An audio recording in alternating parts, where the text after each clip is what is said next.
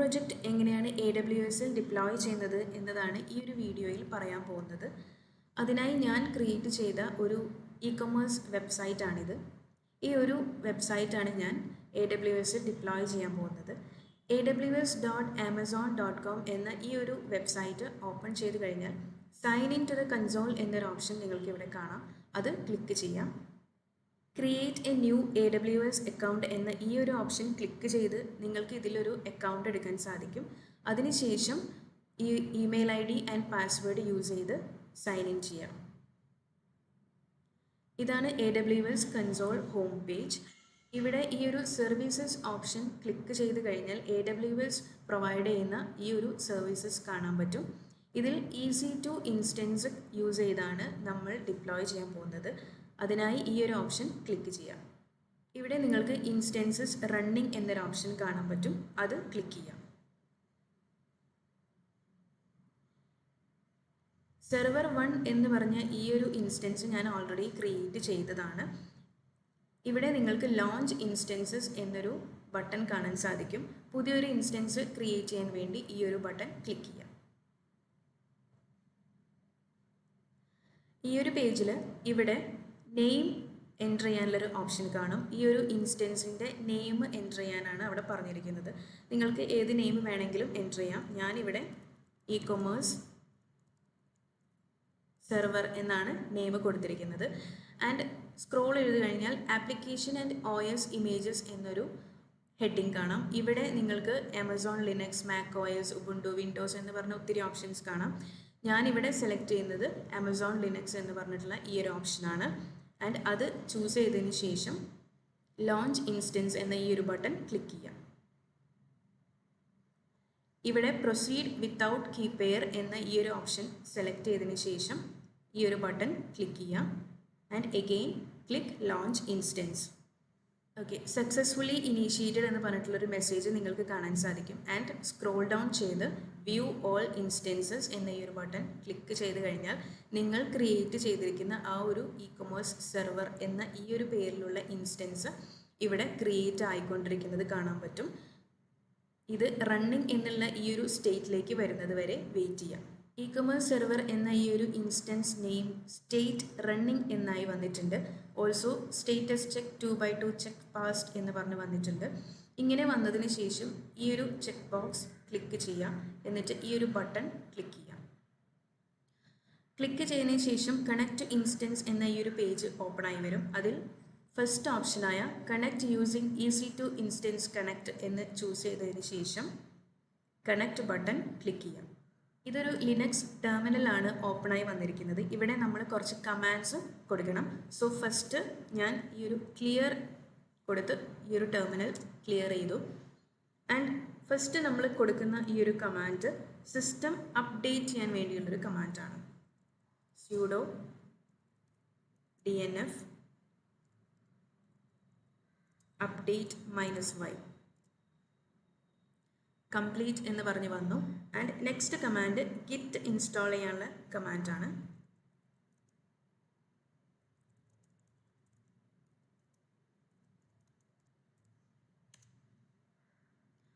അതും കംപ്ലീറ്റ് എന്ന് പറഞ്ഞ് വന്നിട്ടുണ്ട്.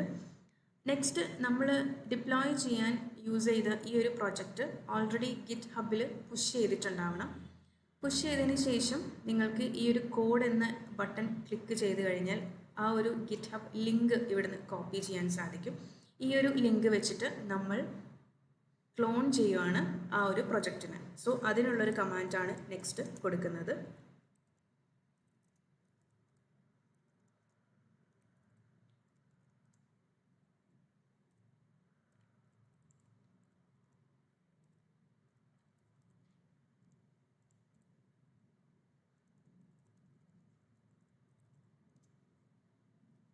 ഓക്കെ, എനിക്കിവിടെ ഗിറ്റ് ഹബിൻ്റെ യൂസർ നെയിം ചോദിക്കുന്നുണ്ട്. നിങ്ങൾക്ക് ആ ഒരു ഓപ്ഷൻ വന്നില്ലെങ്കിൽ ഈ ഒരു സ്റ്റെപ്പ് സ്കിപ്പ് ചെയ്യാം.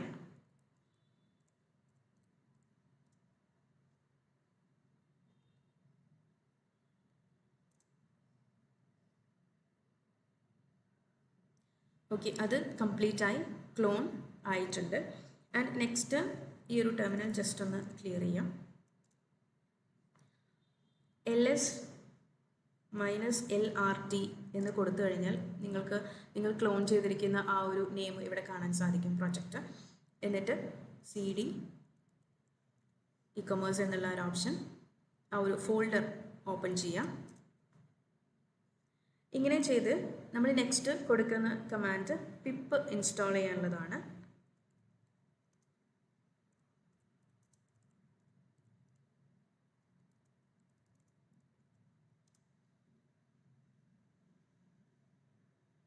ഓക്കെ, പിപ്പ് സക്സസ്ഫുള്ളി ഇൻസ്റ്റാൾഡ് ആയിട്ടുണ്ട്.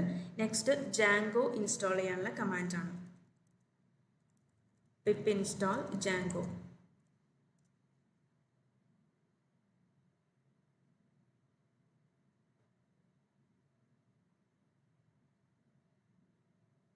ഓക്കെ, അതും സക്സസ്ഫുള്ളി ഇൻസ്റ്റാൾഡ് ആയിട്ടുണ്ട്. ആൻഡ് നെക്സ്റ്റ് നമ്മൾ കൊടുക്കുന്ന ഒരു കമാൻഡ് എന്ന് പറഞ്ഞാൽ നമ്മളുടെ ഡാറ്റാബേസ് ഇതിലോട്ട് മൈഗ്രേഷൻ ചെയ്യേണ്ട കമാൻഡാണ്. പക്ഷേ അതിനുവേണ്ടി നമ്മളുടെ ഡാറ്റാബേസ് ഈ ഒരു EC2 ഇൻസ്റ്റൻസുമായിട്ട് കണക്ട് ചെയ്യേണ്ട ആവശ്യമുണ്ട്. സോ നെക്സ്റ്റ് നമ്മൾ നോക്കാൻ പോകുന്നത് ഡാറ്റാബേസ് എങ്ങനെയാണ് നമ്മൾ ക്രിയേറ്റ് ചെയ്തിരിക്കുന്ന ഈ ഒരു EC2 ഇൻസ്റ്റൻസുമായിട്ട് കണക്ട് ചെയ്യുന്നത് എന്നുള്ളതാണ്. നിങ്ങൾക്ക് ഇവിടെ സർവീസസ് എന്ന ഈ ഒരു ഓപ്ഷൻ ക്ലിക്ക് ചെയ്താൽ RDS എന്നൊരു ഓപ്ഷൻ കാണാൻ സാധിക്കും. അത് ക്ലിക്ക് ചെയ്യാം. ഇത് ഓപ്പൺ ചെയ്ത് വന്നാൽ ക്രിയേറ്റ് ഡാറ്റാബേസ് എന്ന ഈ ഒരു ബട്ടൺ ക്ലിക്ക് ചെയ്യാം. ഈ ഒരു പേജിൽ സ്റ്റാൻഡേർഡ് ക്രിയേറ്റ് എന്ന ഈ ഒരു ഓപ്ഷൻ ചൂസ് ചെയ്യാം. ആൻഡ് MySQL ചൂസ് ചെയ്യാം. സ്ക്രോൾ ഡൗൺ ചെയ്ത് വന്നാൽ ടെംപ്ലേറ്റ്സ് എന്ന് പറഞ്ഞ ഒരു ഓപ്ഷൻ കാണാം. അതിൽ ഫ്രീ ടയർ എന്ന ഈ ഒരു ഓപ്ഷൻ ചൂസ് ചെയ്യാം. ഇവിടെ നിങ്ങൾക്കൊരു DB ഇൻസ്റ്റൻസ് നെയിം കൊടുക്കാനുള്ളൊരു ഓപ്ഷൻ കാണാം. ഇവിടെ ഞാൻ കൊടുക്കുന്ന ഒരു പേര് e-commerce എന്നാണ്. ആ ഒരു DB ഇൻസ്റ്റൻസ് നെയിം ഞാൻ കൊടുത്തിരിക്കുന്നത് e-commerce ആണ്. ആൻഡ് നെക്സ്റ്റ് ക്രെഡൻഷ്യൽ സെറ്റിംഗ്സിൽ ഇവിടെ ഒരു യൂസർ നെയിം അഡ്മിൻ എന്ന് കാണാൻ സാധിക്കും. താഴെ പാസ്വേഡ് എൻ്റർ ചെയ്യാനുള്ളൊരു ഓപ്ഷനും കാണാൻ സാധിക്കും. ഇവിടെ നിങ്ങൾക്ക് ഇഷ്ടമുള്ളൊരു പാസ്വേഡ് എൻ്റർ ചെയ്യാം.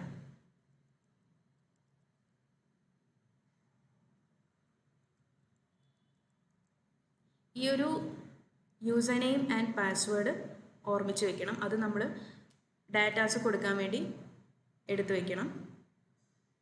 ആൻഡ് നെക്സ്റ്റ് സ്ക്രോൾ ഡൗൺ ചെയ്തതിന് ശേഷം പബ്ലിക് ആക്സസ് എന്നൊരു ഓപ്ഷൻ കാണാം. അത് യെസ് ചൂസ് ചെയ്യാം.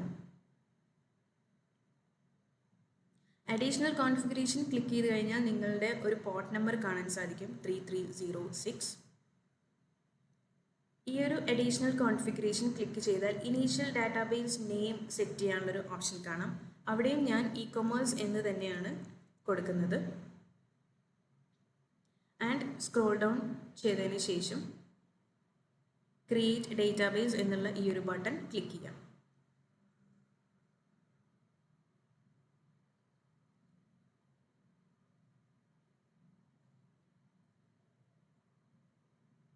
ക്രിയേറ്റിംഗ് ഡേറ്റാബേസ് എന്നുള്ളൊരു മെസ്സേജ് നിങ്ങൾക്ക് കാണാൻ സാധിക്കും. ഇപ്പോൾ ക്രിയേറ്റ് ചെയ്തിരിക്കുന്ന e-commerce DB ഇൻസ്റ്റൻസ് ക്രിയേറ്റ് ആയിക്കൊണ്ടിരിക്കുന്നതും കാണാൻ സാധിക്കും.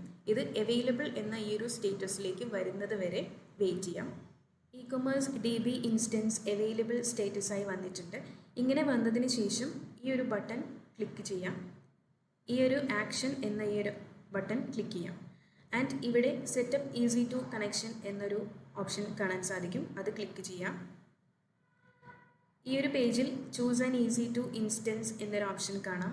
അതിൽ e-commerce സെർവർ എന്ന് നമ്മൾ നേരത്തെ ക്രിയേറ്റ് ചെയ്ത ഈ ഒരു EC2 ഇൻസ്റ്റൻസ് സെലക്ട് ചെയ്തതിന് ശേഷം ക്ലിക്ക് കണ്ടിന്യൂ. നെക്സ്റ്റ് പേജിൽ സെറ്റപ്പ് എന്ന ഈ ഒരു ബട്ടൺ ക്ലിക്ക് ചെയ്താൽ ഈ ഒരു പേജിലേക്ക് റീഡയറക്റ്റ് ചെയ്ത് വരും. ആൻഡ് ഇവിടെ നിങ്ങൾക്കൊരു മെസ്സേജ് കാണാൻ സാധിക്കും, കണക്ഷൻ സെറ്റപ്പ് സക്സസ്ഫുള്ളി. ഇങ്ങനെ വന്നതിന് ശേഷം ഈ ഒരു e-commerce എന്ന ഈ ഒരു നെയിം ക്ലിക്ക് ചെയ്യാം. ഇവിടെ എൻഡ് പോയിന്റ് ആൻഡ് പോർട്ട് എന്ന ഈ ഒരു ഓപ്ഷൻ കാണാം. അതിൽ ഇത് കോപ്പി ചെയ്യാം. GitHubൽ നമ്മളുടെ പ്രോജക്റ്റിൻ്റെ settings.py പേജിൽ നമ്മളുടെ ഡാറ്റാബേസ് ആ ഒരു സ്ട്രക്ചർ ഇങ്ങനെയായിരിക്കും. അതിൽ ഹോസ്റ്റ് ലോക്കൽ ഹോസ്റ്റ് എന്നുള്ളത് ചേഞ്ച് ചെയ്തിട്ട് ഇവിടെ പേസ്റ്റ് ചെയ്യാം. ആൻഡ് യൂസർ റൂട്ടാണ് അത് ചേഞ്ച് ചെയ്ത് നമ്മൾ ഡാറ്റാബേസ് ഇൻസ്റ്റൻസ് ക്രിയേറ്റ് ചെയ്ത സമയത്ത് അവിടെ ഒരു യൂസർ നെയിം ആൻഡ് പാസ്വേഡ് നമ്മൾ കൊടുത്തിട്ടുണ്ടായിരുന്നു, അത് ഇവിടെ കൊടുക്കാം. ആൻഡ് യൂസർ വന്നിട്ട് അഡ്മിൻ എന്ന് കൊടുക്കാം. ആൻഡ് പാസ്വേഡ് സെർവർ 123 എന്നാണ് ഞാൻ ക്രിയേറ്റ് ചെയ്തപ്പോൾ കൊടുത്തിരുന്നത്, അത് കൊടുക്കാം. ആൻഡ് നെക്സ്റ്റ് നമ്മളുടെ ഈ ഒരു ലിനക്സ് ടെർമിനലിൽ വന്നാൽ നിങ്ങൾക്ക് ഇവിടെ ഒരു പബ്ലിക് IP എന്ന് കാണാൻ സാധിക്കും, അത് കോപ്പി ചെയ്യാം.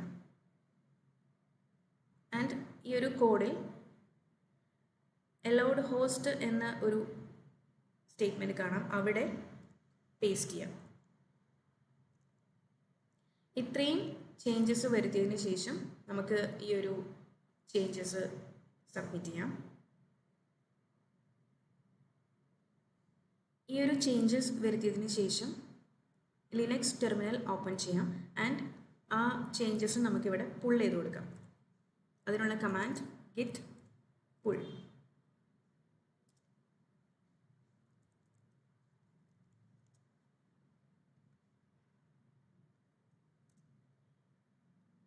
ഓക്കെ, ആ ചേഞ്ചസ് ഇവിടെ വന്നിട്ടുണ്ട്. ആൻഡ് നെക്സ്റ്റ് നമ്മൾ ഈ ഒരു ഇൻസ്റ്റൻസ് പേജിൽ ഇ-കൊമേഴ്സ് സെർവർ എന്നുള്ള ഈ ഒരു ഇൻസ്റ്റൻസ് ID ക്ലിക്ക് ചെയ്യാം.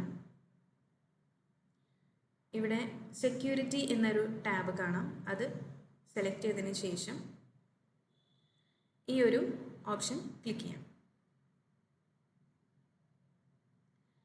ഇവിടെ edit inbound rules button click ചെയ്യാം.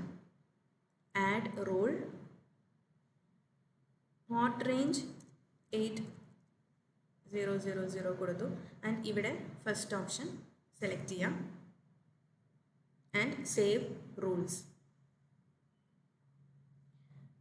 ദെൻ ടെർമിനൽ പേജിൽ പോയിട്ട് നമുക്ക് കുറച്ച് എൻ്റെ ഈ ഒരു പ്രൊജക്റ്റിൽ കുറച്ച് മോഡ്യൂൾസ് ഇൻസ്റ്റാൾ ചെയ്യേണ്ടതുണ്ട്. സോ നിങ്ങൾക്ക് ആ ഒരു സ്റ്റെപ്സ് ഇല്ലെങ്കിൽ സ്കിപ്പ് ചെയ്യാം.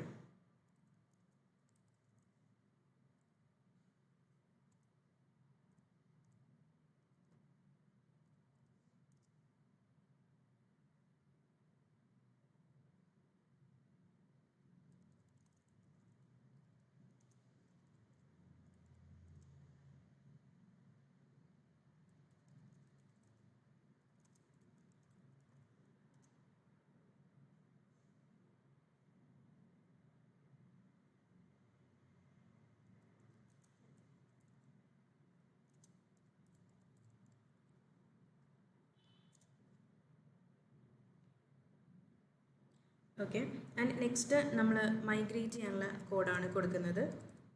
Python 3 manage.py make migrations and migrate.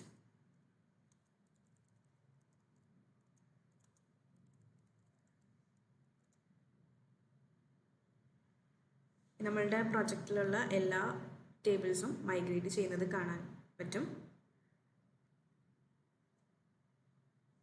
Okay, and next command നിങ്ങൾക്ക് സൂപ്പർ യൂസർ ഉണ്ടെങ്കിൽ സൂപ്പർ യൂസറെ ക്രിയേറ്റ് ചെയ്യാം. ഞാൻ ഇവിടെ സൂപ്പർ യൂസർ ക്രിയേറ്റ് ചെയ്യാനുള്ള കോഡ് കമാൻഡ് കൊടുക്കുകയാണ്.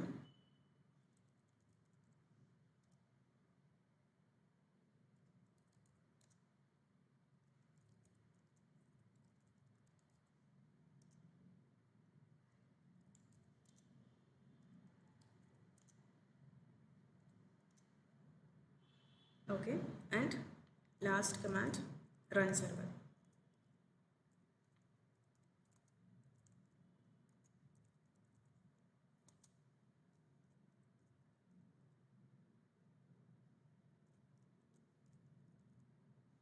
ഈ ഒരു കമാൻഡാണ് നമ്മൾ റൺ സെർവർ ചെയ്യാൻ വേണ്ടി കൊടുക്കേണ്ടത്.